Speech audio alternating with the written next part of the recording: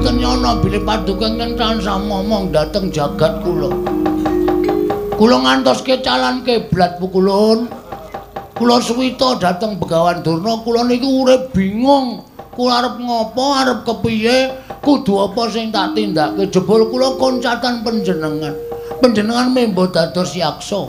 Pancen ulun ingkang tansah gawe lelakon kita, Bagong. Waduh.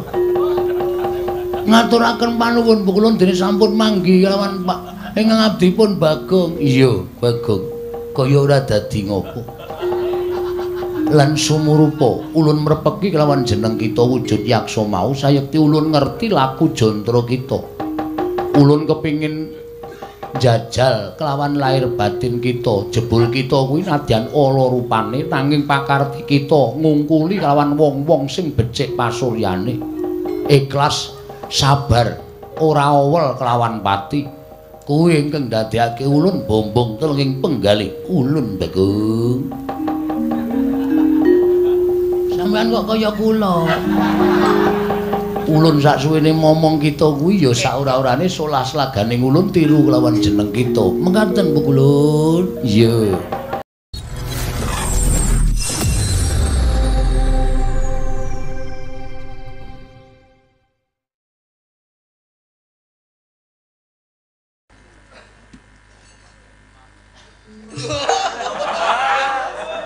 Oh, Bapak. Monggo kancane wis do nyekel tabuh kabeh. Dikira mak jleng ngono kok mak nul. Sing jeneng nangani karo bocah kuwi ora apik. Mengko ndak bocahe saya wani. Ngono. Ndak wong tuwa dikira ora prayoga lan ora becik. Nggih, Pak. Aku iki janjane ora arep ganggu lehmu padha gegojekan. Oh, lah sebabe napa kok Bapak rawuh mriki? Kudune Bapak ming ngawe mawon kula wis suwan teng Karang Kadempel ning kok Bapak kok malah rawuh wonten mriki. Aku kuwi mau gletak dela ning lincak ngarep omah. Nggih. Ha kok dadi aku ngimpi? Wah, ngimpi, Pak. Iya.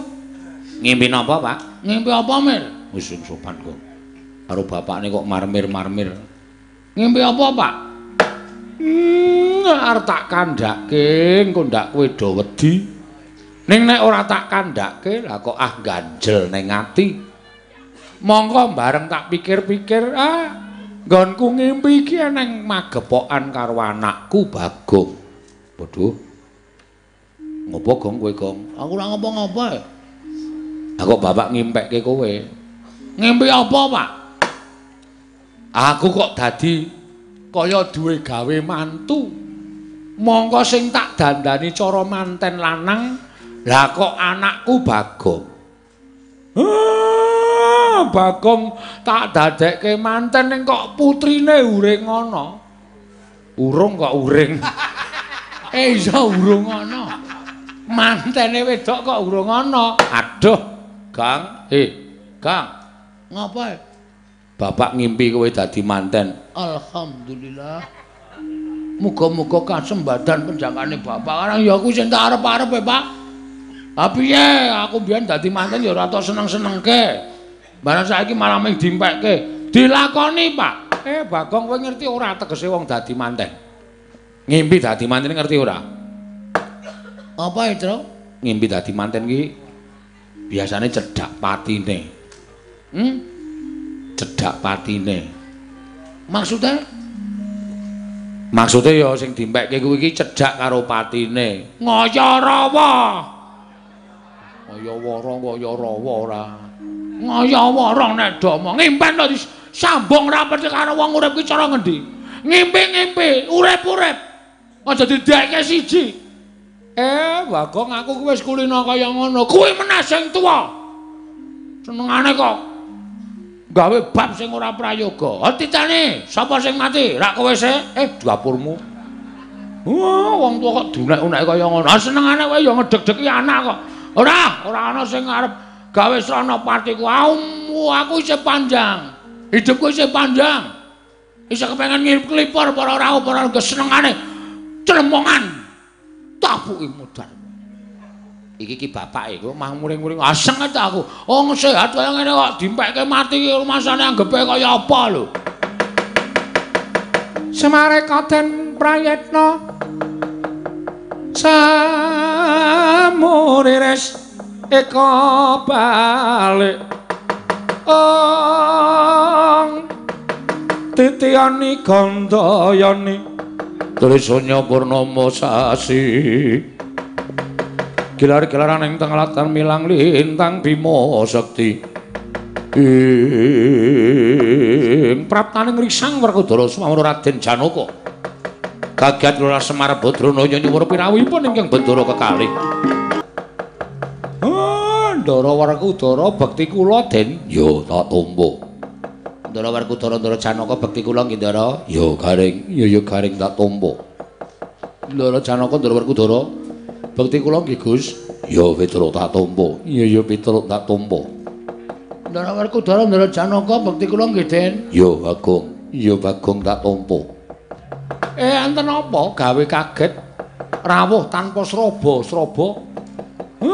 mboten wonten menapa-menapa kok mak jelek rawuhipun Ndara Werkudara kula ingkang ngabdipun Semar nyadong dawuh Den Semar kula praptaku ning Karang Kadempel sayekti mung bakal nanting karo kowe nanting perkara napa kowe ngerti apa ora yen to Mbak Yuku ya kuwi ora Drupadi sawetara lunga saka negara Ngamarta. Gusti Ayu Wara Drupadi tindak saking negari Ngamarta. Yo. Lah sebabe aku dhewe ora ngerti. Nganti tekan dina iki ora ana sarta ora bisa ditemokake. Mula banjur mbarep kakangku utusan karo aku sowan menyang resaning Begawan Durna ya bapakku. Aku takon menyang didununge para Drupadi Durna bapakku paring dawuh.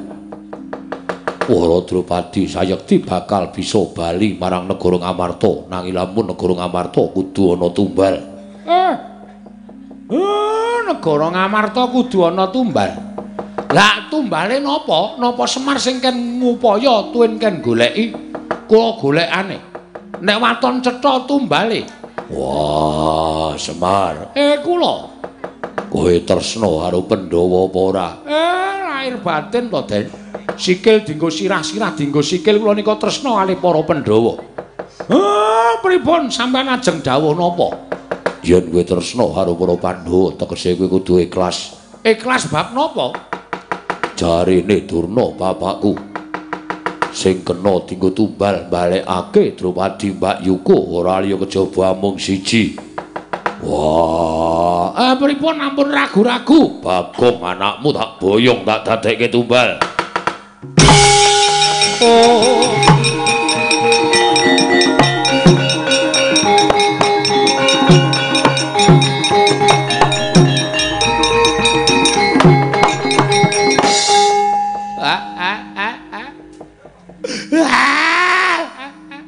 Iki mbok menawa numuse impenmu, Pak.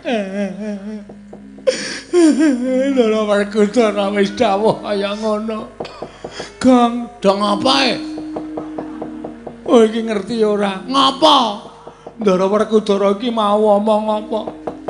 Semar, Ngamarta mbutuhke gombal. Wondene gombal mau ora kudu ngomong sandangane Bagong. Basa budhek. Kowe kaya ora krasa ta ya, Kang. Piye, Pak? Aku ora iso mikir. Aku ora iso mikir. Kowe tak omong ya, Kang. Piye? Ana apa? Apa sing perlu tak tanda tangani? Kowe mlayu wae sing ada. Gundulmu kowe. Yaene kon mlayu-mlayu padake maling. Kowe gak omongi ya, Le. Ndara Werkudara rawuh mrene. Kuwi Ndara Werkudara golek tumbal supaya Ndara Drupadi timbul ning negara Ngamarta. Terus rasa do nangis to. Terus piye maksude? Tumbale iki sing arep nggo tumbal kowe wer goblok.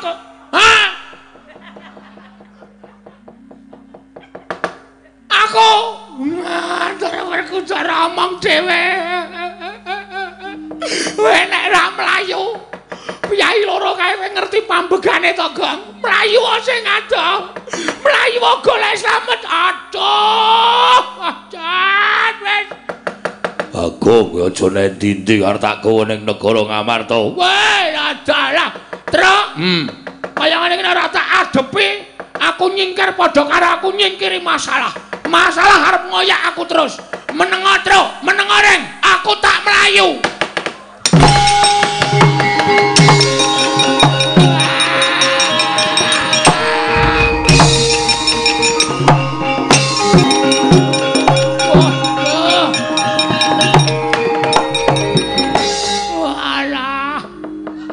Lah kok jebul bener omongane Semar.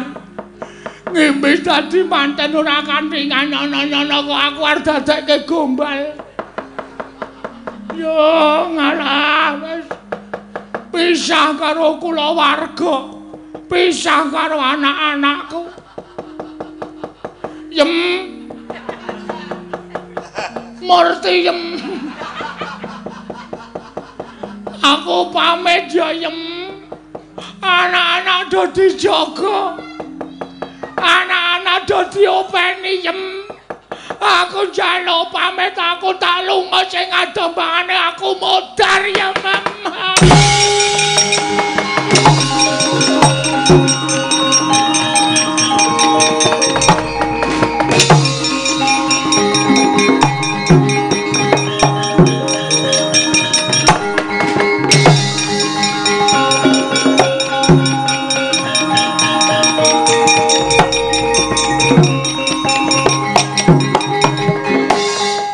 Ndara Janaka kene ngoyak wong banter ora jamak-jamak.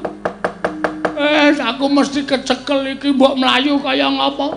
Ndara Werkudara nek wis matek aji Bandung Bandawasa wungkal bener Rara Jonggrang. Melumpat mesti ngribani sirahku modar iki. Alah wis kok kaya ngene to uripku. Keloro-loro. Kelunta-lunta temenan. Lah ngandel ora wis arep tekan kene. Nek ora tak gawe srana wis ora bakal rampung perkarane. Iki ora mlayu sing adoh. Muga-muga Ndara Janaka liwat kene wis ben kejeglong ya ben kurang ajar wong ora salah kok arep dipateni.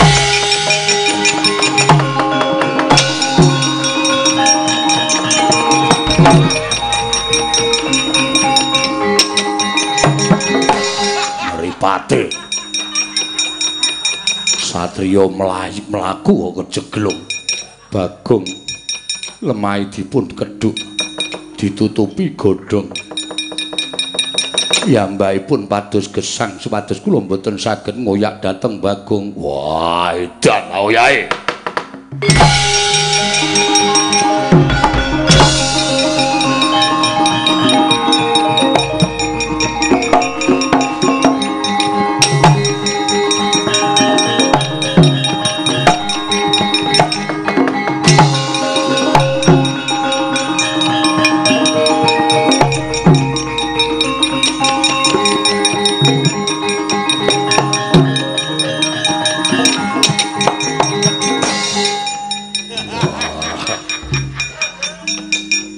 Kok ya pintere dioyak ketoke wis cedhak kok ilang tak kedhepake. Wah Nendi Bagong kowe aja mlayu srana timbuling para Drupadi. Kowe kudu dadi banten ikhlasnya nyawamu Bagong.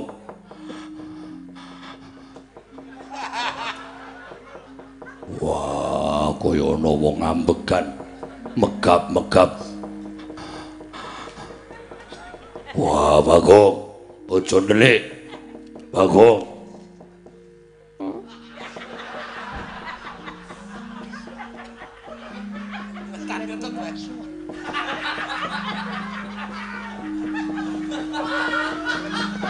Wah, kaya ana swara makmuk. Anggere kecekel lak boyong ning Amarta, tak gecek sirahe. Wah, Leti menungsane. Wah, kaya nang kene. Wah, Bagong. Aduh, mati aku.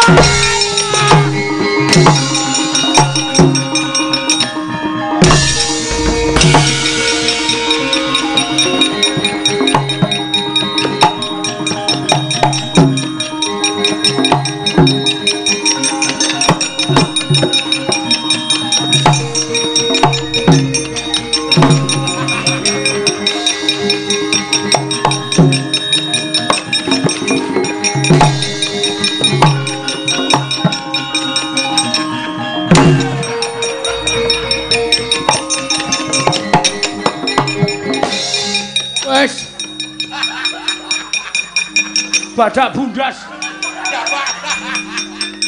Nan tak lakoni. Piye munggah gunung aku melorot. Sing pisanan sukses. Sing kedua kok sing tiba kok ndasku sik. Wah, wis ngrekoso tenan iki. Piye wis? Ndara Werkudara ketoke ya wis kentekan akal. Wis ora ngoyak aku nang nganti aku engko ngetok pesungul. Konangan Ndara Janaka Bagong ije urip sipat jemparing ratas gulumu. Modar. Piye to iki nasibku iki? Wah, jan. Aduh.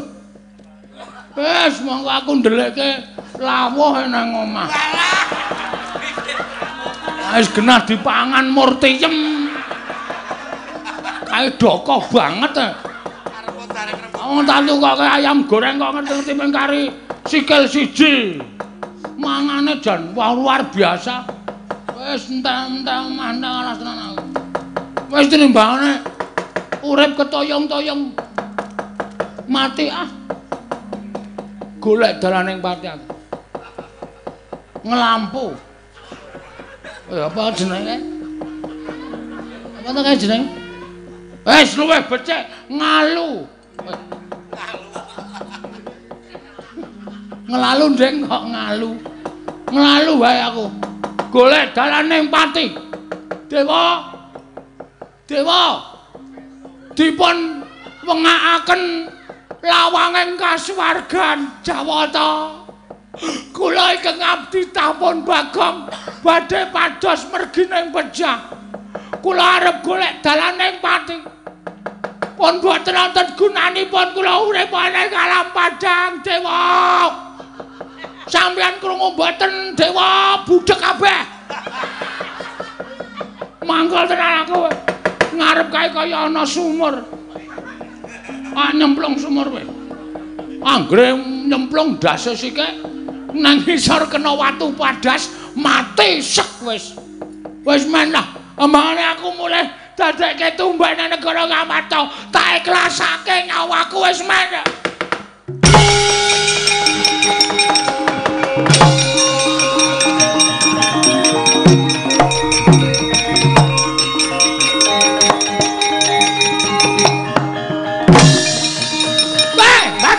Bagong! Wah, salah kaitan lah.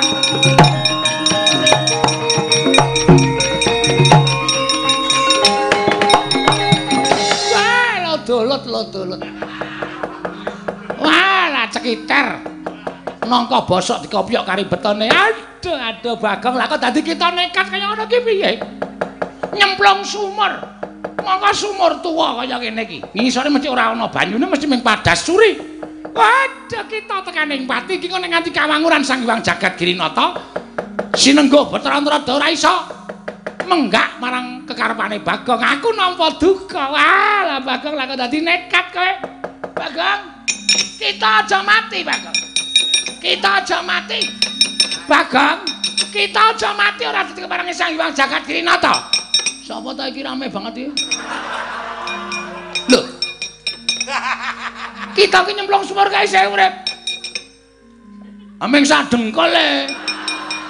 Meng keletan bes iki apa? Jebul rung dikedhok.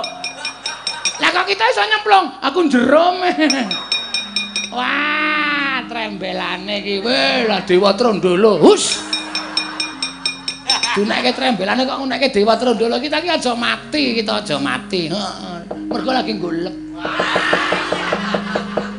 Aja sembrana. Kita ulun jarwani ya. Pancen iki dadi lelakon kita. Oh, mengkaten. Iya. Kita iki titahing Jawata, mula sing gawe kodrat lelaku ning titah kuwi ulun. Oh, nggih. Berarti kita kudu manut. Kita sapa? Lho. Pukulun mau nyebut kula sinten? Kita. Pukulun ulun. Ah, berarti kula niki kita, sampeyan niku ulun. Ngene ya. Kita iki sebutane kanggo titah. Yen dewa nyebut kowe iki kita. Oh, berarti kita niku bisa kula, bisa sampeyan. Tegese piye? Nek kula nyebut sampeyan berarti kita pukulun. Ora, kuwi sing ngucap ki dewa. Lah nggih, lah berarti kita niku saged kula, saged sampeyan, ulun niku ya iso sampeyan, iso kula. Ah, ngono kuwi bener. Ah nggih. Terus kersane kita Betrandata pripun? Ulun mengkari manut. Wah, lah iki mecahke sirah iki. Ampun pukulun. Ampun pukulun, kula pecahe kapan-kapan. Hus. Malah dipecah. Ngene ya, Bagong. Iki mau lho ditimbali Sang Hyang Jagat Giri Nata. Yang Sang Jagat Giri Pratika. Nggih, kersane ulun didhawuhi pengkon menggak kekarepan kita nggon kita bakal golek dalaning pati. Ngono? Ya? Nggih. Sidane mboten golek dalaning pati kok kula. Lho. Golek dalan apa? Kula sing kula senengine golek dalan ring road. Ah ya ora. Dewa tahu aja. Walah turun dulu. Setan tenan kowe ora. Nggih, keparengipun. Merga iki bakal dadi kamukten kita. Wow. Kita bakal mukti. Iya, kita kuwi. Ha iya. Terus rananipun menapa Pukulun? Kita bakal urun paringi ya kuwi wujuding pusaka. Usanganipun wujudipun jenenge apa? Ingkang winastan Kalung Robyong Kencana. Waduh. Kalung Robyong Kencana. Iya, wujudnya kaya ngene iki. Iki kinan maring ora jeneng kita. Kalung po genter. Kalung cekuk truna goblok ora. Pukulun ampun emosi ta Pukulun. Nek omongan kali kula niku kudune pancen kaya ngaten niku Pukulun. Nggih, Pukulun kula tampi terus kula kadhawan punapi. Kita mlaku wong idul bener. Oh nggih, kenapa tekan dalan gedhe? Menggok kita terus nokol petukno mutar kowe. Pukulun ampun emosi. Ngidul niku dalan gedhe Pukulun. Maksudku aja nganti kok tok mbakne kaya neng kene. Ngidul terus kae lho. Ngidul lurus. Nggih. Mengko kita bakal ketemu sawijining ratu. Oh, enten wong main. Ora. Kenci. Tegese kita bakal ketemu Nalindra. Oh, mekaten. Nalindra ku jejuluke Prabu Kalasreng. Kuwi sing Ngidrawara Drupadi. Ah, ratu mau patenana. Ah terus pusakane Kalung Robyong kuwi digdaya. Kowe bakal digdaya kliwat ukur limpat ing Saniskara. Bebasan Guru Kencing berdiri. Bebasan tinata mendat Jinara Menter. Nggih, ngestakaken dawuh nek wis tak pateni, sandhangane Nalindra mau nggonen agemen terus kowe dadi ratu. Niki omong kosong napa serius? Dewa iki ora tau omong kosong. Mesti nyata. Siap. Sendika. Wah, gleleng iki. Dadi ratu mulih nemoni Murtiyem. Bojoku mesti pangling mase kok saniki sandhangane kaya ngono mase. Sampluk cangkeme dies. Karo bojone kok kaya ngono. Pukulan. Kula nyuwun pamit kula majeng mlaku ngidul mrika. Nek ketemu karo ratu jenenge Prabu sinten? Lah, modal ora. Dicatet mula dicatet aja sembrono. Kalasreng. Serem apa sereng? Sereng. wujude buta. Patenana, sendika ngestaken dawuh. Kula nyuwun pamit Bu Kulun. Titah ki aja nganti ndisiki dewa. Kualat. Ulun sik sing munggah ning kayangan kita mlaku sing keri. Nek kowe ninggal ulun tegese kowe ora ngurmati lan jeneng ulun. Oh nggih. Monggo Bu Kulun kula aturi tindak. Ulun kondur makayangan. Nggih, ngatos-atos Bu Kulun. Salam kagem Bathara Guru nggih. Wus. Kita ki kok salam. Salam kangen. Kula kali Bathara Guru niku suwe ra ketemu. Kula tak ana minggu rak sok mriko. Om dengkulmu atos. Werna-werna ora. Om. Wis ulun kondur makayangan nggih. Ngatos-atos Bu Kulun.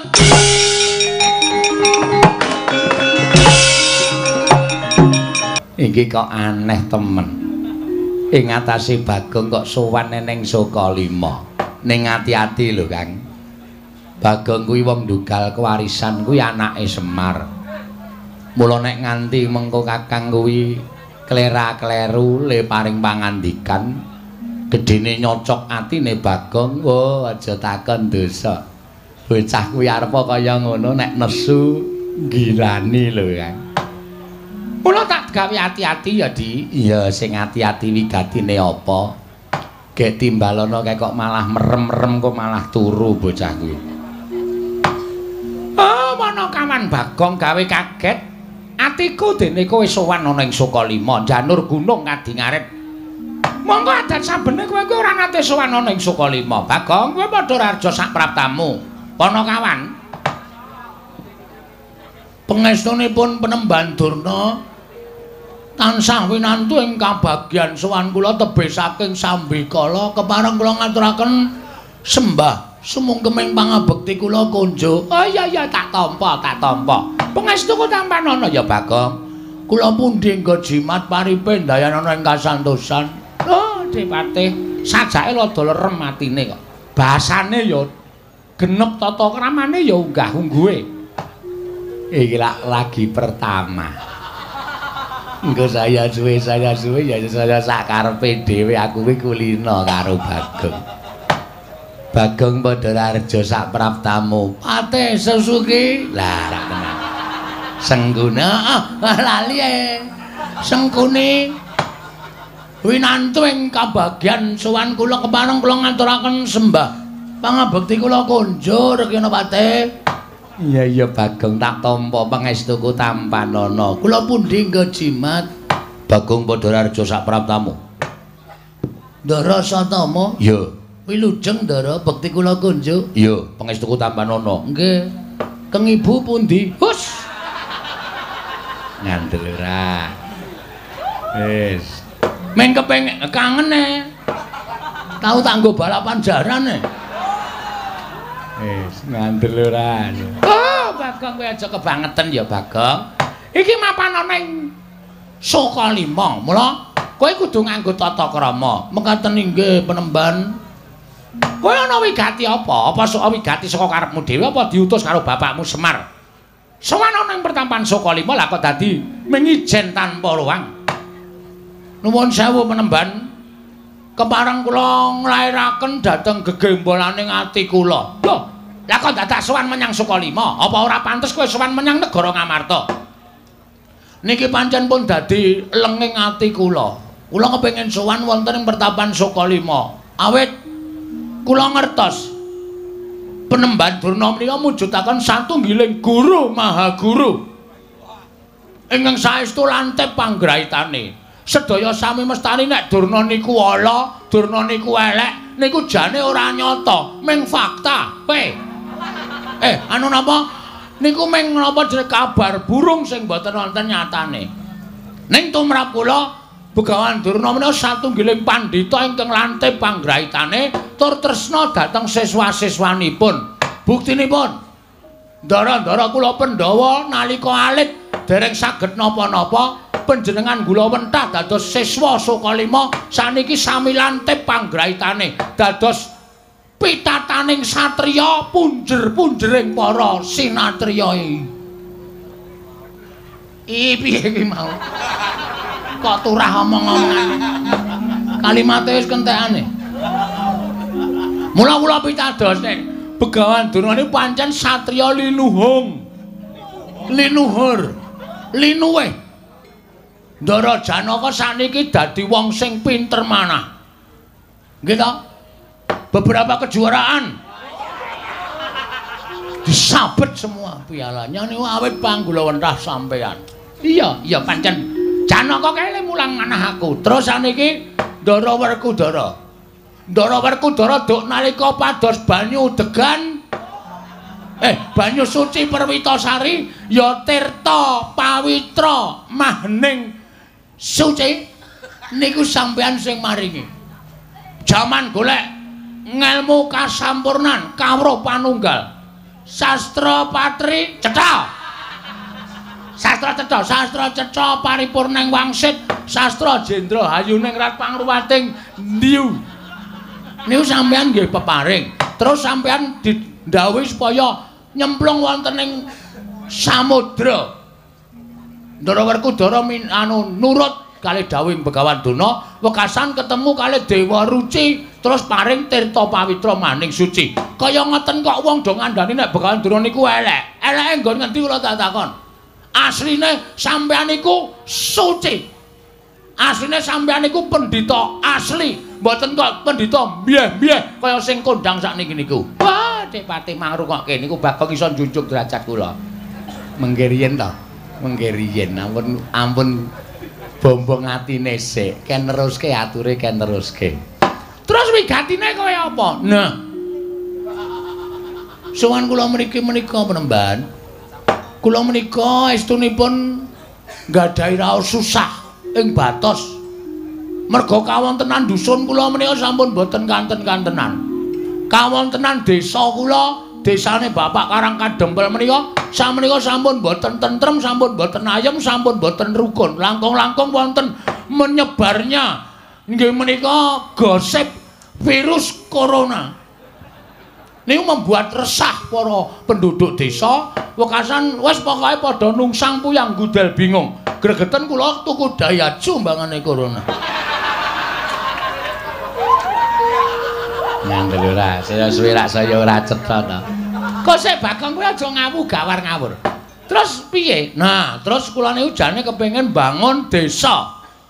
Bangun desa kula supaya pulih. Wong niku padha ngerti marang ketentreman, ngerti marang kerukunan lan ampun gampang disok-sok karo napa niku pawarta sing saya gawe memedhi tumraping para kawula. Srana kula kepengin bangun desa. Ning kula ngertos wong ajeng bangun desa niku mboten mung agalan tok, tegese ora mung kekuatan lahir tok. Ning muga kekuatan batin. Nah, mula saking menika dinten menika menemban kepareng mboten kepareng kula badhe suwita dados siswa panjenengan. Kula dados cantrik panjenengan lan mugi paduka Sang Maha Guru kula keparenga maringana wejangan ngelmu kekuataning batin tumraping kula menapa kekuatan batin kedah kula upaya wonten pundi papanipun. Kula pitados kalian Penemban Durna. Napa sakrep pengendikaning Penemban Durna badhe kula nut, kula badhe ngestokaken dawuh. Cekap semanten atur kula menawi wonten lepatipun anggen kula ngunjuk atur kiranging parama sastra lan kiranging basa diagung pangaksami wekdal kula aturaken dhateng Bapak Pranatacara matur sembah nuwun. Piye, Kang? Oh, mangke riyen Dipati, mangke riyen. Niki wonten srana ning sampean meneng mawon. Oh, nggih. Lho, kok sik Bagong? Lah musuhe to karo Begawan Durna kuwi apa lahir batin? Serius. Lahir batin. Bumi langit dadi paseksen. Menawi ngantos kula mangke niku antaraning ati lan lati kali ati ora nyawiji sampeyan mangesotke kula. Mangsotke Bagong kere sak lawase. Kula kinten ket biyen kula nggih pun kere. Yen pancen kowe lahir batin bakal tak udaneni. Jernyatane yen pancen Begawan Durna kuwi nampa siswa ora milah-milahke siswa sing duwe derajat pangkat, siswa sing sugih apa sing miskin, nanging bakal tak tampa lahir batin nggonmu suwita karo aku. Estu Penemban, tenan Bagong. Oh, lah nyenengake. Matur sembah nuwun nika kula nggawa gula teh. Oh iya. Menika diaturke sakniki napa mengke? Mengko wae gampang. Nggih. Engko ndak kowe kabotan. Wenting kok. Wong mung seprapat. Ya wis ora apa-apa. Tak tampa wong kuwi jenenge tresnane murid karo siswa. Nggih, matur sembah nuwun tanpa pepindhan. Lah ingkang salajengipun kula nyuwun dawuh, kula badhe kaparingan menapa dinten samangke kula nyuwun pangendikanipun Begawan Durna. Oh, Bagong kowe tak kandhani ya. Nggih. Iki mau aku karo Adipati Harya Sengkuni kuwi nedeng ngrembug bab impen. Lho. Ngimpi? Iya. Sampeyan ngimpi ngapa? Ditiliki teng 1001 malam mawon. Mengke teng mriku menawi impenipun kembang menika loro, menawi godhong menika 3 lajeng dipun wolak-walik mawon. Panjen bocah nek wis tumindake elek ki kaya ngono kuwi. Aku ngimpi. Iki aku ngimpi yen to kowe kuwi mangku Sang Hyang Rembulan, Bagong. Weh, tegese napa niku? Kowe bakal entuk kanugrahan sing gedhe, kowe bakal entuk kabejan sing gedhe. Lan apa yang mbok aturake mau mbok menawa jumbuh karo impenku, nggonmu bakal dadi panutaning para kawula sak padukan Karang Kadempel nggone bakal mbok bangun mau. Sayekti iki mengko mbok menawa dadi srana kasembataning sediamu, Bagong. Wah, jan tepat. Ora ana klerune. Ndekno Pandhawa kuwi ya akeh pendhita-pendhita sepuh. Begawan Nabiyasa kae ya pinter, ning aku ketoke ora srek suwita karo Begawan Nabiyasa kae. Terlalu halus. Aku golek pendhita sing kira-kira sok halus sok kasar. Ya gelem tumindak elek, ya gelem tumindak apik. Kok kayane cocok Penemban Durna. Iya, Bagong. Matur sembah nuwun Penemban. Lajeng impenipun menapa? Lah, iki mau sejatine aku bakal paring pangandikan kalawan kowe. Nggih. Kemaringipun paring pangandikan menapa? Kowe tak kandhani ya. Bakal kelakon penjangkamu, bakal kelakon nggonmu bakal kedunungan sarta bisa mbangun desa. Waton kowe bisa ngupaya kang aran Kayu Kastubamulya. Kayu Kastubamulya? Iya. Kowe dadi srana syarat wangunaning desa ing kemapan ana ing panggonanmu. Yen kowe bisa nggayuh Kayu Kastubamulya, mbok menawa kowe bisa sak traju sak babak karo Raden Werkudara, siswaku duk nalika semana. Lha madosi teng pundi niku? Niku toko kayu do enten mboten nggih? Nek Kayu Kastubamulya kuwi dudu kayu sak lumrahe. Ning kayu kuwi kayu duweni daya. Kayu kuwi duweni kekuatan. Kayu kuwi kayu sing malati. Sarta kayu ing saben wong ora duweni. Ya kuwi Kayu Kastubamulya. Terus anggenipun ngupadi wonten pundi? Nah, kowe tak kandhani. Kayu Kastubamulya kuwi papane ana ing Gunung Candrageni. Waton kowe bisa munggah ana ing Gunung Candrageni, iso nggayuh Kayu Kastubamulya. Apa ingkang mbok jangka bisa kasembatan pewangunaning desamu bakal ngrebda ngrembaka para kawan Bagong. Kakyat risang kapirangu rinangkul kinempit kembet.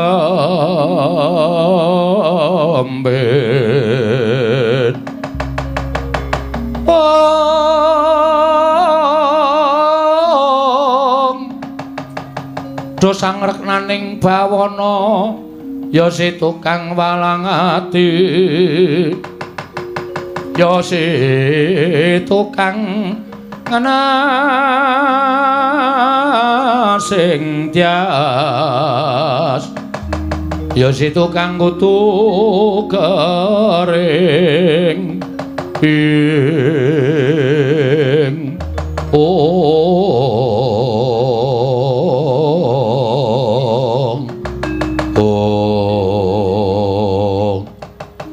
Gunung Candrageni ini pundi? Gunung Candrageni kuwi sak pinggire Gunung Mahameru. Kowe mapan ana ing ana Tibrasara, kowe munggah ning Gunung Candrageni. Ing kono ana wujuding kawah. Kowe nyemplunga jroning kawah. Kowe modar iki engko. Nuwun sewu. Kula mlebet wonten telenging kawah. Kowe mlebu ning telenging kawah. Mengko jroning kawah kono kowe bakal nemokake wujuding Kayu Kastubamulya. Nun sewu, napa kula mboten pejah, Bagong? Kowe kelingan ora Werkudara? Ora ana jamak lumrahe wong kang padha ngiyas karo pengendikaning Begawan Durna, Wong akeh wong kang ora percaya karo Begawan Durna ing atase golek ngelmu kok nyemplung telengking samudra. Nanging ngelmu kuwi papane menyang ngendi papan wae. Waton percaya kowe karo gurumu, mesti kowe bakal entuk ngelmu. Kowe entuk ingkang ndok jangka, kowe entuk ingkang bakal mbok gayuh. Oh nggih. Nggih ngestaken dawuh. Nek wis mantep ya mantep, yen iya ya iya, yen ora ya ora. Yen wani aja wedi-wedi, yen wedi aja wani-wani. Kuwi kudu mbok cekel sing kukuh bako. Nggih, siap. Wani ora? Wonten. Nek nyemplung kawah wae wonten, pun mboten napa-napa. Kula urip ya mung doyak-oyak dep kolektor kok. Lha wong kula nyemplung telenging kawah wae malah entuk ya kelakon mulya, ora entuk ya modar teng mriku mboten napa-napa. Oh, bagus. Yen pancen kaya mengkono kowe mangkat to. Dina iki dina ingkang prayoga. Dina iki wektu ingkang apik tibane ratu yen napa engko gayuh bakal iso kasembadan. Nune nggih ngestaken dawuh. Nyuwun pamit penembahan matur sembah nuwun nggih sampun paring ilmu kalian kula. Oh iya Bagong wis ora dadi ngapa. Ana ki ana partai kula nyuwun pamit. Ya Bagong sing ati-ati aja kaya bocah cilik. Ndara Satama kula nyuwun pamit. Ya Bagong sing ati-ati aja kaya bocah cilik. Nune nggih sampun nggih penembahan. Oh iya Bagong tak sangoni puja sesanti. Nereng sambi kala sak laku jantramu. Muga-muga kasembatan penjangkamu. Nyuwun pamit tambahing pangestu sing ati-ati aja kaya bocah cilik Ponokawan Bagong. Kakang Mrembandurna disuwitani abdi wae. Sampeyan le paring ilmu kok ya kaya-kayane kuwi lahir batin. Nek ngoten pancen cetha nek Kakang Mrembandurna niku lahir dedeple. Teng Astina nanging batin sampeyan ngrangkul marang para Pandhawa. Oh, mangke rimpin to Depate, mangke riyin. Sampeyan niku nek mboten ngerti niku mang takon aja sok nemtokke manut karo ati sampeyan dhewe kok ndak ora apik kedadeane. Lah nyatane kula ngerti sampeyan menehi pusaka wujuding kayu kastuba mulya. Nuwun sewu, kayu kastuba mulya niku kaya ngapa kaya ora tau weruh. Lah kok iso ngandhake papane. Sampeyan wau kula rak pun jawil karo sampeyan to, Di. Pang meneng mawon iki enten srana. Sampeyan ngerti mboten Bagong niku sapa? Bagong niku anake Semar. Monggo Bagong niku ora kedadean saka sing gawe urip niku mboten. Nanging Bagong menika dumadi saka ayang-ayangane Semar.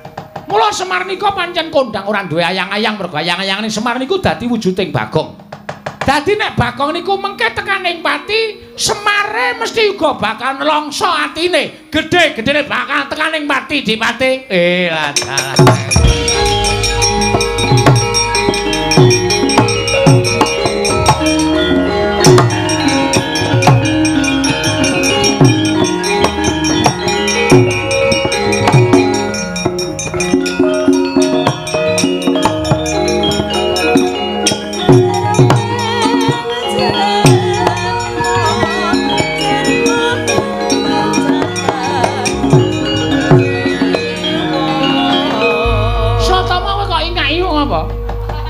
bola-bali nek Ponokawan edan le mlaku medal Jawi kala wau mepet kula jebul sambi nyopet dompet kula.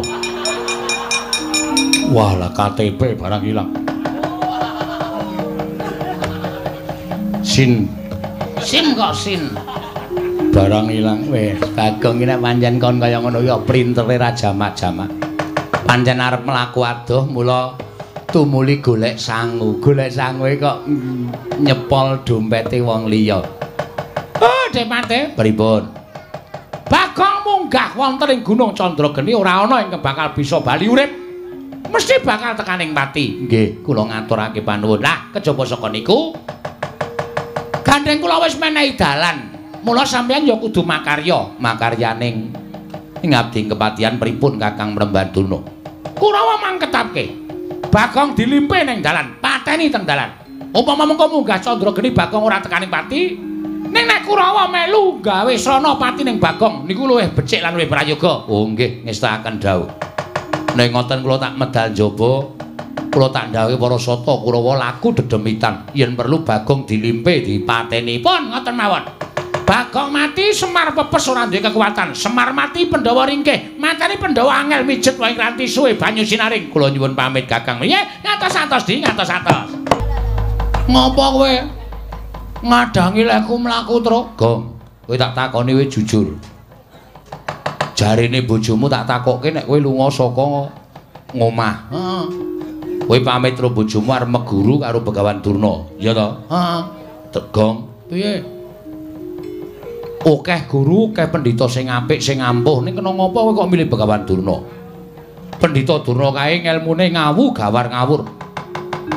Nek nganti kowe engko entuk ngelmu sing nyengsarake karo uripmu, sing kapitunan ora mung kowe. Ning aku gareng karo Bapak Semar melu ngrasake. Mula janjane aku diutus karo Bapak supaya nyusul karo kowe kon bali ning Karakadempel. Aja meguru karo Begawan Durna. Truk, ngopo? Aku ndek niat bangun desa. Monggo sawise aku sowan ning Sukalima, Begawan Durna ngendika karo aku bisane kelakon nggonku bangun desa. Yen aku kudu golek kayu Kastuba Mulya ning Gunung Candrageni, Gong. Kayu Kastuba Mulya kuwi wis tau weruh rupane urung. Lho, urung. Lah kok tok goleki? Tur kowe manut karo ngendikane Begawan Durna. Kok arep munggah Gunung Candrageni? Pancen sing wis tak antepi, Tru. Jarene Penemban Durna nang kono-kono ana kawah. Nek aku wani nyemplung kawah, aku entuk kayu Kastuba Mulya, Gong.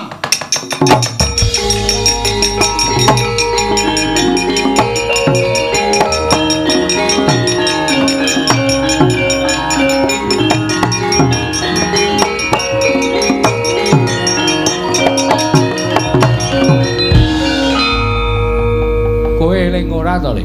Hah? Sing jeneng kawah kuwi papan sing panas. Panase ngungkuli panas geni ana ing Marcapada. Nek nganti kowe mlebu jroning kawah kuwi mau, kowe mati, Gong. Truk, mbok ora sok ndisiki sing keparenge sing gawe urip.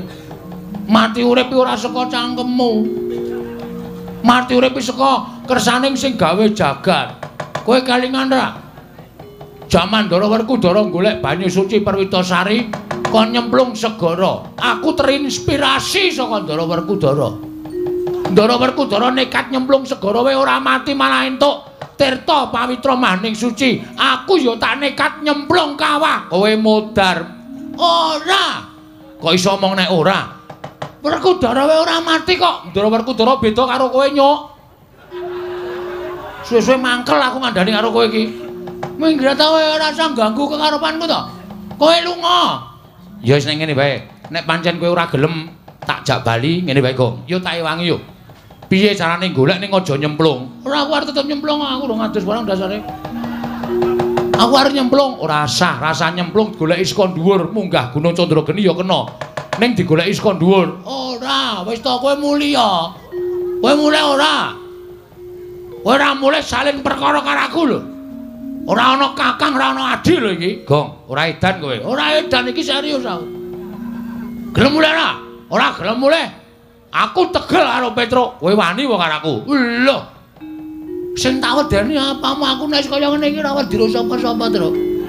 Aku nek wis katokan abang ngene iki wis nekat. Ora usah dadak pisan-pisan kowe dadak ridu lakune Bagong. Gong, aku njaluk karo kowe mulya tenan, Le. Nek ora gelem mulih aku meksa karo kowe. Nek kowe meksa karo aku, salen perkara karo aku ana Kakang Adi gelut. Aku mau nek kon gelut karo kowe. Nek ora gelem mulih, nek ora mulih ya wis, aku ning emoh tae wangi, Tru. Gong! Gong! Kebat kaya kilat kesit pindha tatit lampahing pusaka ing dipun pasaken dening Sang Kartomarma. Mawi daya kemanden mila pelajari datan Kasak Netra. Kilura Bagong datan Prayitna. Kenging dadane nalika semanten Konta kaprapal, kendang kapracondang, mbuh tibane wonten pundi papan dununge. Kagiat Kilura Petruk kantong bolong nyuwurupi kawontenanipun ing rayi Kilura Bagong.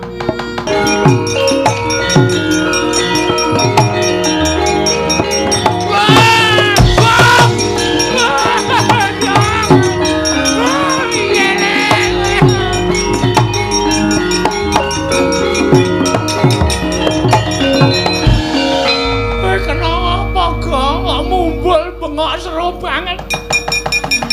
Gong, nganti katokmu mlotrok ora krasa. Wong kontal kok bokonge telos-telos. Gong, kowe kena apa? Pak, Bagong kesonjo boyo, Pak.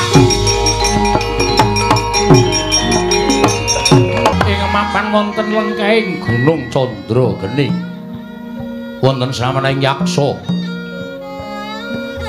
Yaksa ing mapan wonten ing wana mila sinebat buta alasan.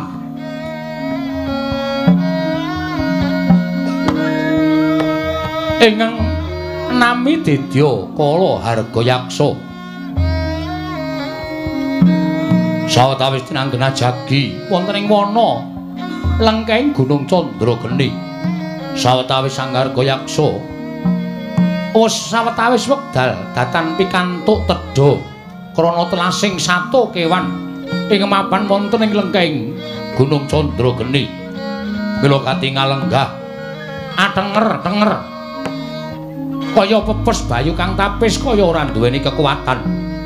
Krana sawetawis candra datanan nedha satu kewan piwak angunjuk toyaning sendhak.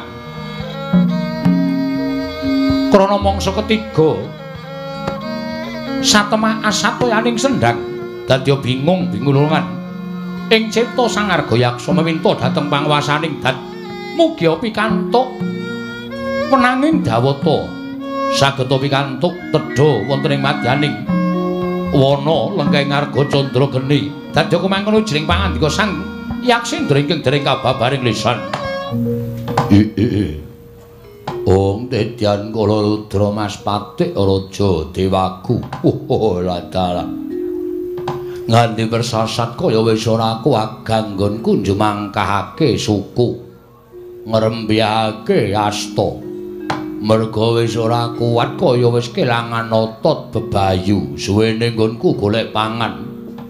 Ana ing alas persasat kaya wis sinumpet dening panguwasaning para dewa. Aja kok wujuding kidang menjangan kethek wae kaya wis entek. Aja kok wujuding kethek nadyan wregul wae kaya wis ora ana. Dumadakan ketiga ngerak angagak-agak tetesing banyu dan ora teka. Mula sendang-sendang padha asak. Pendak esuk nggonku golek tetesing banyu embun supaya isa nelesi marang tenggok. Nanging ewadene kaya sinumpet dening panguwasaning dewa. Ladala. Lah apa ten bakal tekaning pati aku mapan ana ing alas kene. Yen to nganti durung ana tandha-tandha bakal teka panganku saka kemuraning para Jawata. Nggone wis paring urip kalawan aku mapan ing alas kene. Dewa, dewa. Aja nganti kula menika sampun ngantos pejah wonten ing madyaning wana. Menawi jengandika dewa menika sipatipun adil mesti kemawon tartemtu badhe paring tedha dhateng abdipun Hargayaksa ing mapan wonten lengkeng Candrageni menika dewa.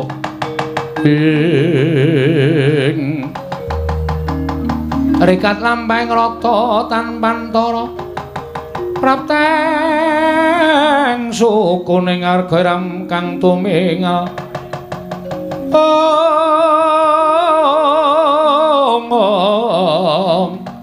Hiram kang tumingal dendeng saengga praja. Kocap kacarita nalika semanten dereng paripurna sami Sang Hargayaksa angudha raos madaning telenge wana ingkang ketap-ketap saking dirgantara. Nenggih kuntaling ki Lurah Bagong nalika semanten kenging pusakaning Sang Hyang Parasata Kurawa dawah wonten kajenganipun Sang Hargayaksa kagiat kadrekasan yang sedya Hargayaksa wau.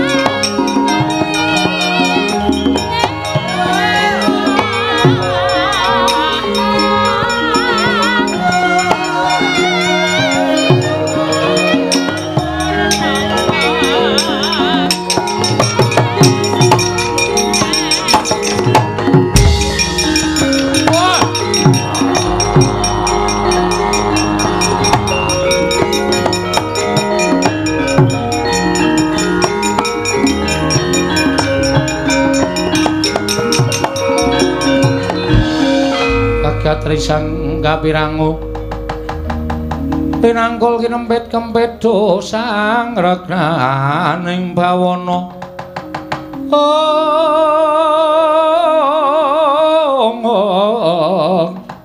dosang regnaning bawana ya si tukang walang ati latala la jebul dewa mireng apa sing dadi pangudha rasaku nggon kowe suwe ora mangan sarta ora ngombe ning jroning alas. Lah kok dadi ora ngerti sangkan marane iki ana wujuding menungsa ingkang tiba saka ing Dirgantara. Mara bareng tak pespadake, ladala sajake wis tekaning pati. Mbok menawa iki dadi utusaning dewa sarta pengadilaning dewa tumrap aku ngene wis paring pangan kelawan aku ya. Pawongan kowe aja sambat kaningaya. Gandeng kowe tiba ning arep aku mongko aku lagi nandhang luwe kaya ngene. Ndak pesthekake yen kowe dadi panganing Argayaksa mula tumungkul bapa ngakasa ibumu Pertiwi. Kowe dadi isen-isen ning wadukku yen ana luputku aku njaluk ngapura. Mbuh sapa kowe? Sing baku kowe tetep dadi panganing Argayaksa dina iki ha.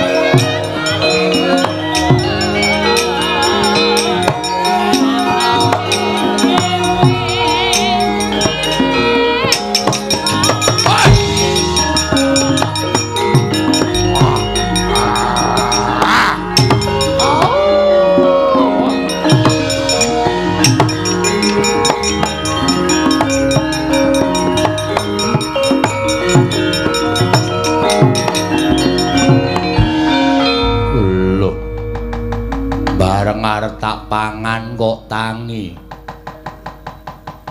Aku ini harus dipangan tangi. Tangi sike iki kok. Aku kok ora krasa kena pusakane Kurawa ketoke lho. Ana mak jelek ning dada terus kontal. Aku isih sadar ning antariksa iki aku isih iso eling aku bengok-bengok kok. Terus pet ra eling Purwadasina kok ngerti-ngerti tekan ning kene. Iki kono gendruwo dengkulmu melocot. Iki sapa e? Lho, kowe iso urip. Heeh. Kowe tiba ning ngarep aku. Lho, aku tiba ning ngarepmu? Iya. Kowe sapa? Kowe takon karo aku ingkang jaga lengkeng Arga Candrageni. Aku Argayaksa. Argayaksa. Kowe sapa? Aku Bambang. Tenan apa piye? Kudu, Ding. Sapa? Joko. Wah, sing tenan sing ngendi? Ora, aku Bagong. Bagong. Bagong wong saka ngendi? Aku saka Karangkadempel, anake Semar. Anake Semar. Heeh. Ngopo kok tiba ning ngarep aku? Niatku arep munggah ning Gunung Candrageni. Aku sing jaga Gunung Candrageni. Nah, gandeng kowe sing jaga Gunung Candrageni. Aku njaluk palilamu ya, Argayaksa. Njaluk palilah piye? Lilanana aku tak munggah ning Gunung Candrageni. Sik. Kowe arep golek apa ning Gunung Candrageni? Aku nampa dawuh pangandikaning guruku. Gurumu sapa? Begawan Durna. Aku kon golek kayu Kastuba Mulya ning tengah-tengahing kawah sing mapan ana ing Gunung Candrageni. Oh, ladala kowe nglalu. Kawah kuwi awane panas. Kawah kuwi panase ngungkuli geni Madyapada. Yen kowe nyemplung kawah kowe tekaning pati. Aku duwe keyakinan kok, Argayaksa. Kowe duwe kapercayan piye? Mati urip ki ora saka kawaning, mati urip saka kersaning Gusti. Mula nek guruku dawuh aku kon nyemplung kawah aku ya arep nyemplung mergo aku ki suwijining siswa sing ngabekti marang dawuh perintahe guru. Ning gurumu njlomprongke karo kowe ora ana wong golek kayu Kastuba Mulya kok mapan ning telenging kawah. Selagine aku wae sing tunggu harga Candrageni iki durung ngerti wujuding kayu Kastuba Mulya. Mula kowe kuwi janjane dijlomprongke karo gurumu ning kowe ora krasa. Masa guru kok njlomprongke? Ora ana guru kok mulang karo murid kok gawe bodho iki guru ngendi ora mungkin. Mergo aku ndek kapercayaan guru ki nek wis dawuh lahir batin kudu tak tindakke. Terus aku tak munggah ning gunung kene. Syarate ana. Syarate apa? Bayar. Ora. Aku ora butuh duit. Terus aku kudu kon ngapa? Waton kowe iso ngalahke aku kowe kena munggah gunung Candrageni. Piye kira-kira kowe wani karo aku apa ora? Yen kowe iso ngalahke aku kowe munggah gunung Candrageni, yen kowe kalah karo aku, kowe dadi panganku tak lebokke ning wadukku. Waduh. Wah, berat iki. Aku mungsuh kowe. Iya, nek iso menang munggah gunung, yen ora iso menang kowe tak dadekke panganku. Wis ngene wae. Pangane dadak gedabikan kesel. Aku perang karo kowe, nek kowe kira-kira ngelih, ning asli kowe ngelih. Iya. Wis 3 sasi aku ora mangan. Wah, edan. Ah, nek aku wis modar aku kowe. Aku 2 jam ora mangane emah. Terus aku panganen wae. Lho. Kok kon mangan piye? Mangane dadak gelut ora aku mesti kalah mungsuh kowe. Tinimbang aku kalah mungsuh kowe wis ngene wae. Nyonya, wis aku pasrah wis. Ora entuk kayu Kastuba Mulya ya ora apa-apa, sing penting aku iso ngewangi uripmu, iso nyambung karo uripmu ki tumrap aku wis ngujudake suwijining sedekah. Mula nek kowe arep mangan karo aku mangan ora apa-apa, ning ya kuwi iwakku ra enak lho. Ora apa-apa. Langu lho, ora apa-apa. Pokoke ra enak iwakku, soalnya aku ki ra tau adus. Iya. Ora apa-apa, ora adus ora apa-apa ning tetep kowe aku dadi panganku nek kowe ikhlas tak pangan. Ikhlas? Ora ikhlas ngopo? Wong mati ki kagungane sing gawe urip kok. Upama aku tok pangan aku mati, terus kowe dawa umurmu kuwi padha karo aku wis entuk kanugrahan saka sing gawe urip dene aku iso nyambung uripe sedulurku kowe nadyan lagi lahi tepung. Wah. Wong kok apike kaya ngono. Pancen aku iki kondang becik kok. Aku iki kondang apikan kok. Mula nek kowe arep mangan karo aku mangan ora masalah. Ikhlas, ikhlas jan dolan-balane kok. Oh, lah dalah yen ngono mapano. Ngendi sikik sing kudu tak pangan? Manut. Ndak sikik apa ning atos. Dadak ngempukke. Nek arep empo ya kene iki. Ning kene iki sok metu gase lho. Nek kene mades ngono kowe muntah-muntah. Moh aku. Apa kene iki malah sadurunge rene nang kene sik kene luwih jemek. Piye? Wah ngewuhke. Cengel apa piye? Cengel ki empuk malah nyo. Kerjaan wis gawe wis. Engko ndak kowe selak lara lho. Wis 3 sasi ora mangan nek ora mangan wong kaya aku ngene iki engko ndak malah kowe ribet uripmu. Kowe mati aku mongko sing adu arep karo kowe. Kowe urung tau ketemu karo pawongan. Aku kok ora nulungi karo kowe iki aku dosa gedhe karo kowe. Yen ngono ikhlas tenan, ikhlas mapano. Wah, untal malang dening Arga Yaksa. Wis untal aja malang. Engko dadak ngombeni. Mujur wae terus langsung tekan weteng. Oh iya, mujur ya kena. Wis ngono wae. Mau untalan ya? Ya wis. Mati wis mbangane bali ya wis isin nang kene ra iso munggah gunung malah ketemu buta ngelih wis kono nggo nyambung uripmu Arga Yaksa ora apa-apa aku yakin ikhlas.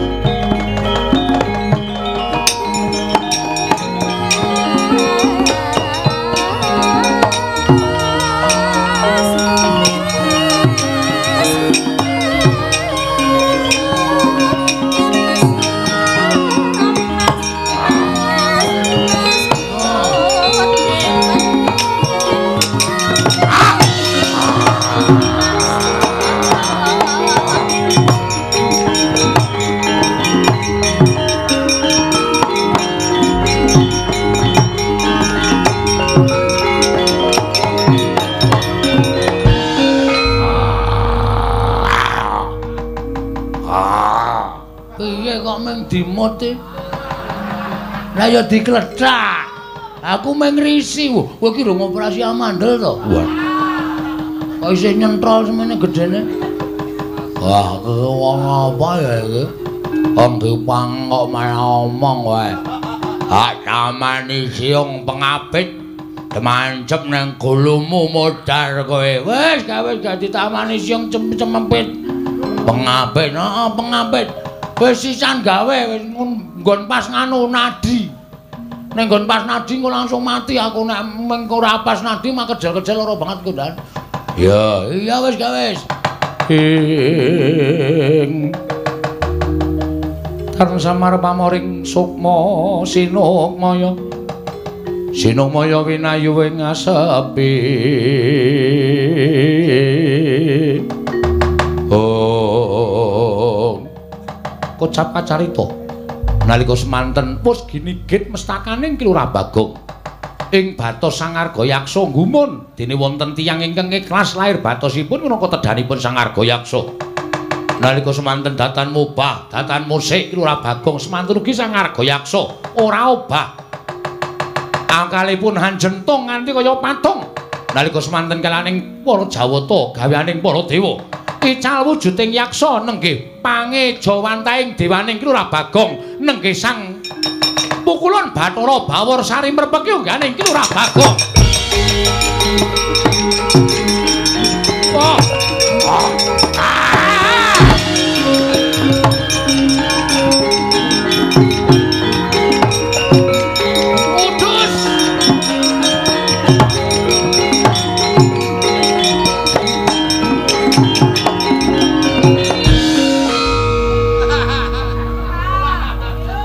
Aku malah ngedep kaca pengilon. Hong milahing Mastu nama sidam sekaring bawana langgeng. Bagong ngerti yo. Ulun ingkang tansah momong kelawan jeneng kita. Sejatine kita kuwi uga titisaning dewa, mung dewa ingkang ora nate den ucapake dening para titah. Weh. Samane ku dewa to? Iya, kok elek. Lho. Mergo sing tak njingi ya raine kaya bokong. Wah, iki dewane ya atos iki suarane. Panjenengan sinten asmane? Ulun Bathara Bawarsari. Ulun Bathara Bawarsari ingkang tansah momong kita saksuwene kita wujud Bagong kaya ngono. Panakawan. Aduh, pukulun.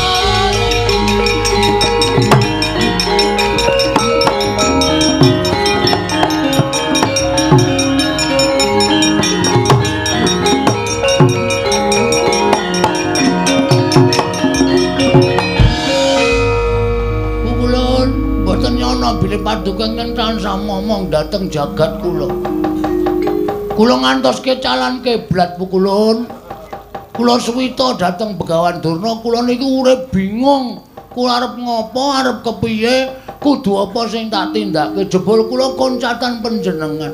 Panjenengan membo dados yaksa.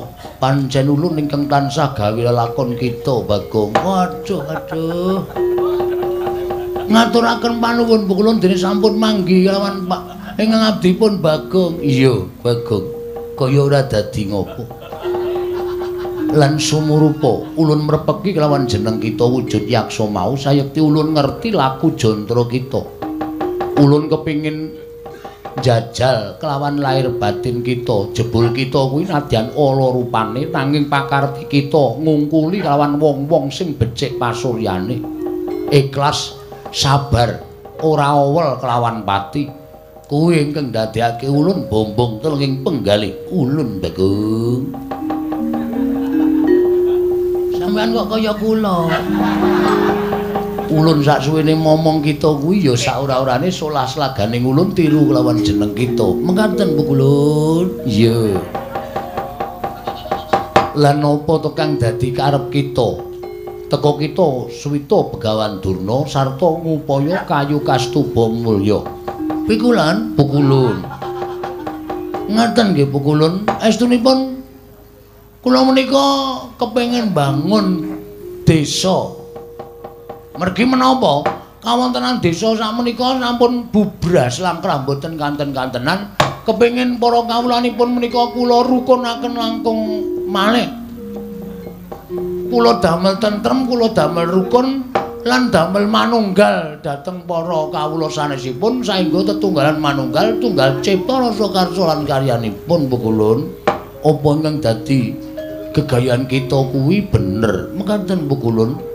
Nanging Begawan Durna paring dawuh kedah ngupaya wujudipun kayu kastuba mulya Pukulun. Bagong wonten dawuh apa ingkang dadi gayuhan kita mau sayekti jebul saknyatane dudu kita ingkang tanggung jawab. Sebabe menapa Pukulun? Karang Kadempel kuwi ke bawah keperintah ngendi? Karang Kadempel menika ke bawah keperintah negari Ngamarta. Monggo rusaking desa Karang Kadempel kuwi kok dadi tanggung jawab kita. Ing mestine dadi tanggung jawabing para Pandhawa, nanging sabab apa? Teka para Pandhawa wisuh lumuh ngentasi perkara. Malah kita ingkang budidaya mbangun desa Karang Kadempel. Yen to kaya mengkono ora ana pigunane Pandhawa dadi songsong pengayomaning para kawula, teka ora gelem nyumurupi rusaking desa Karang Kadempel Bagong. Terus mula kang sangka kuwi satenane iki dudu pakaryan kita, nanging gandeng kita wis duwe niat saka pamrayoga ulun Bagong, kita kudu ngelingake lawan para Pandhawa. Yen kita bisa ngelingake marang para Pandhawa supaya eling yen to duwe wewengkon kang aran Karang Kadempel ingkang dina iki lagi rusak kahanane. Mula para Pandhawa kudu gelem dandan-dandan Karang Kadempel. Ewadene Pandhawa ora gelem dandan-dandan Karang Kadempel, cetha yen to Pandhawa ora pantes minangka dadi songsong pengayomaning kawula sak negara Ngamarta Bagong.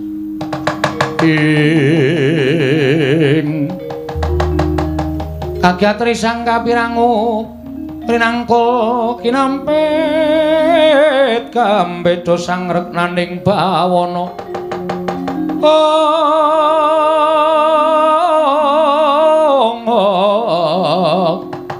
Ya situ kang walang ati.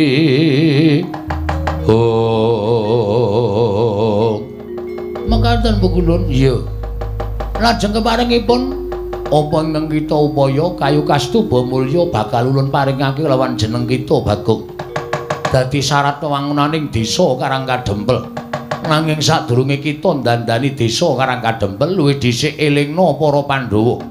Ora jeneng kita wani lan para Pandhawa nanging ngelingake sabab piyayi sepuh padha ngendikake, wong kang pinter padha ngandhakake sak apik-apike wong isih eneng alane. Saala alaning menungsa isih kedunungan rasa apik.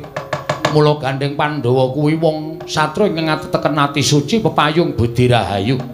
Nanging sing jeneng titah kesawapan kulit daging kuwi isih duwe rasa kleru lan isih bisa tumindak luput. Mula kang sangka kuwi wong kang kaya kuwi ingkang wajib madhangake lawan para Pandhawa. Inggih, ngestakaken dawuh Pukulun. Lajeng kepareng paduka mara gage tampan ana kayu kastuba mulya ingkang kita upaya Bagong.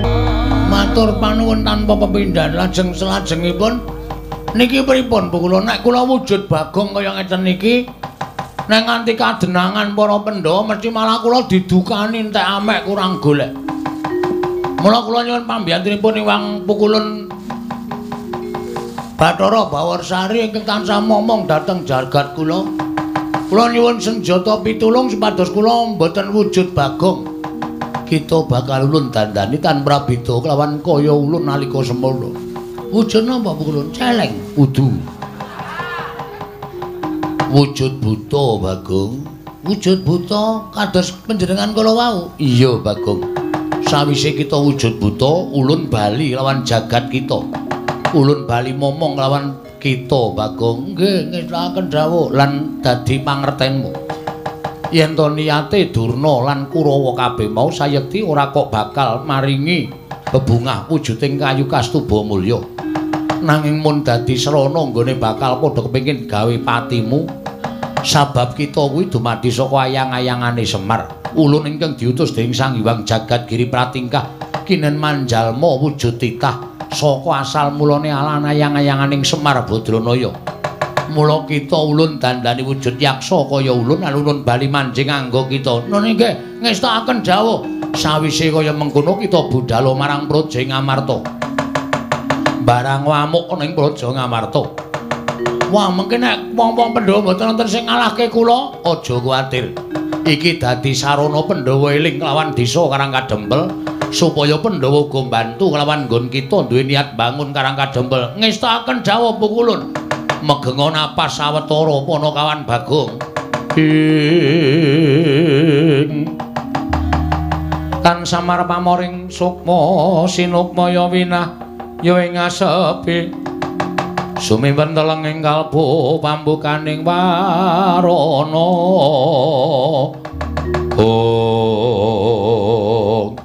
Manteng pangesane Sang Pukulun Bathara Bawarsari. Nyiptake Lurah Bagong ical wujuding Lurah Bagong babar wujuding yaksa. Dadosaken kagyat kadra kasan Lurah Bagong wau.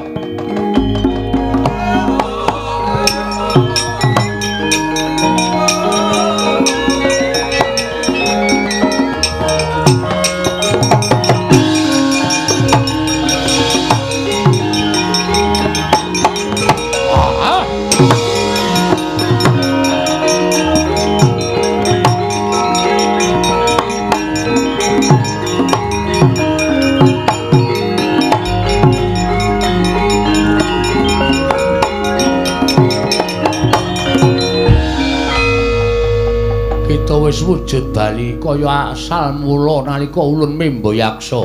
Nggih, Pukulun. Lajeng kepareng paduka Pukulun kados pundi?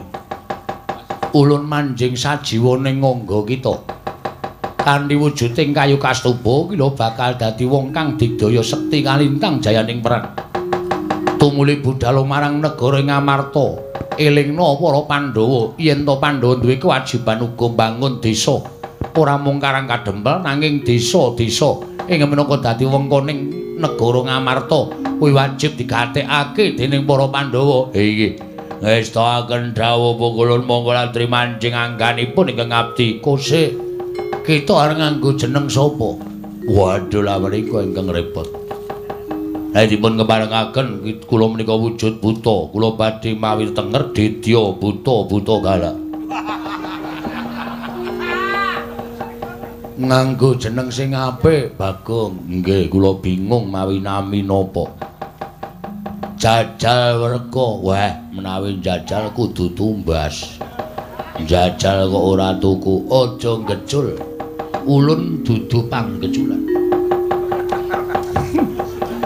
Ulun manjing nganggo kita. Inggih, ngestakaken dawuh Pukulun.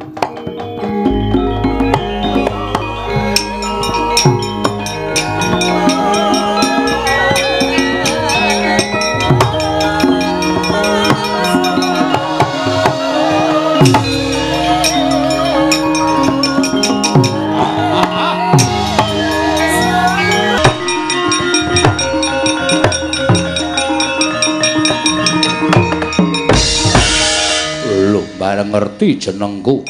Lah kok dadi kowe ngadeg malang kerik ning ngarepku. Kowe sing nyolong Dewi Waradrupati ha. Saka kedaton Ngamarta nganti meh ngembet nyawane Bagong. Mula kowe utang nyawa karo Bagong. Lho, apa kowe wani karo aku jaluk Waradrupati? Ayo tugelen jangganing Prabu Kala Srengka. Ah, tebak jajamu sirna Markalayu.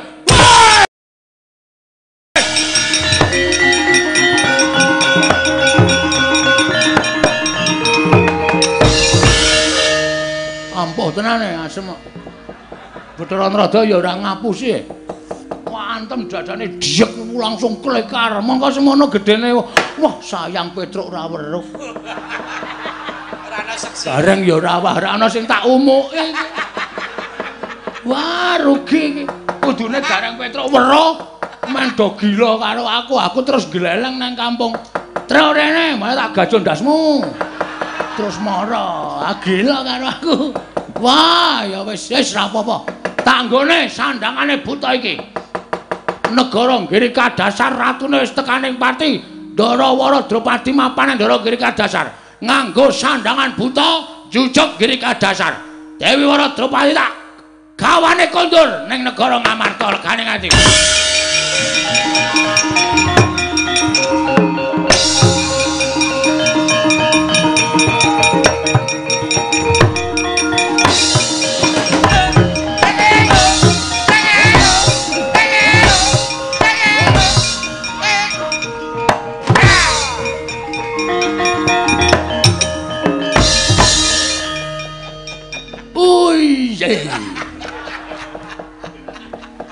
Jagat Dewa Bathara ya jagat pangestungkara. Iki sing nganggo sandanganing Prabu Kalasereng. Mula aku kudu tekan negara Girikadasar. Tak umumke nang setiap pos ronde. Nang pojok-pojok desa. Raja baru, raja bolang-baling.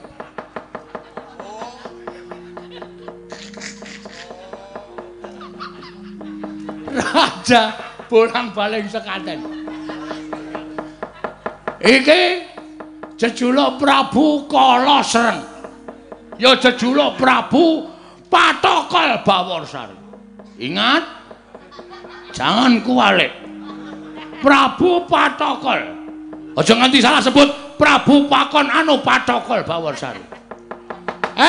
Wong Girikadasar iki Ratu Anyar legane atiku.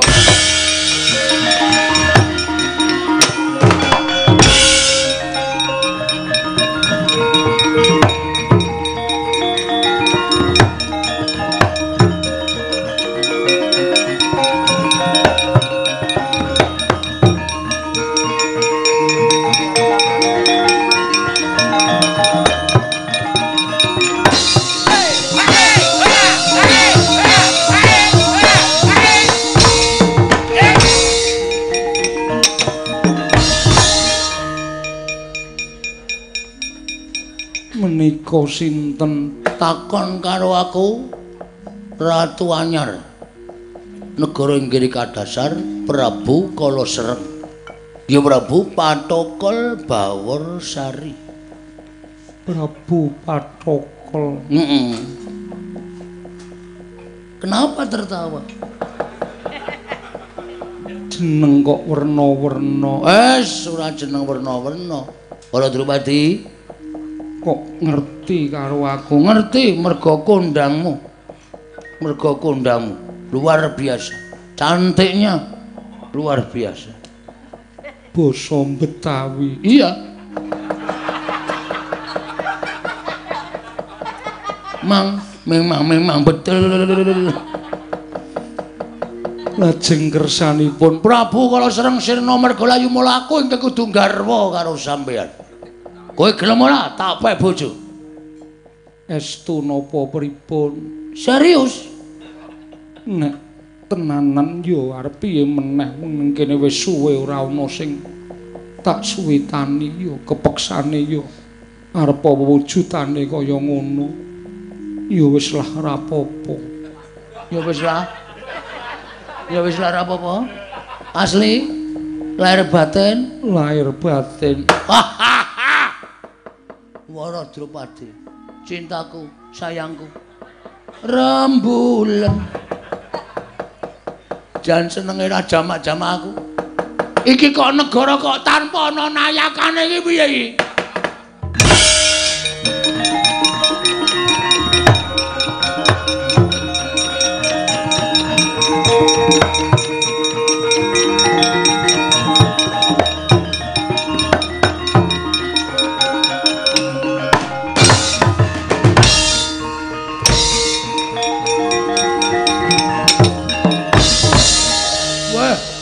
Ketekan Torres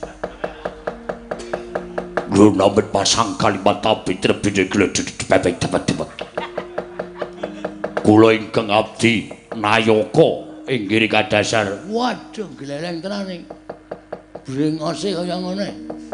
Sapa kowe? Kula pun Lasirun. Lho tukang ngulur kabel. Iya kasinggihan mekaten. Ora apa-apa, saentuke Nayaka. Iya, wonten menapa sinuwun? Aku pengen dhawuh karo Dewi Drupadi. Iki. Ning aku kepengin wayuh putri loro. Lho, putri kali. Kowe sowan nang negara Ngamarta, lamaran Dewi Werkudara karo Dewi Janaka. Nuwun sewu, Dewi Werkudara Dewi Janaka. Kok naminipun jaler? Rasa cerewet to. Kowe manut ora ada tugel kula. Oh nggih, sendika ngestaken dawuh. Budal saiki sendika.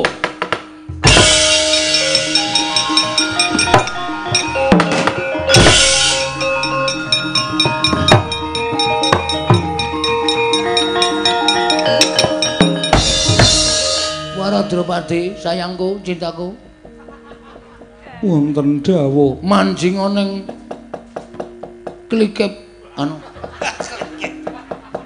apa jenenge iki bahasane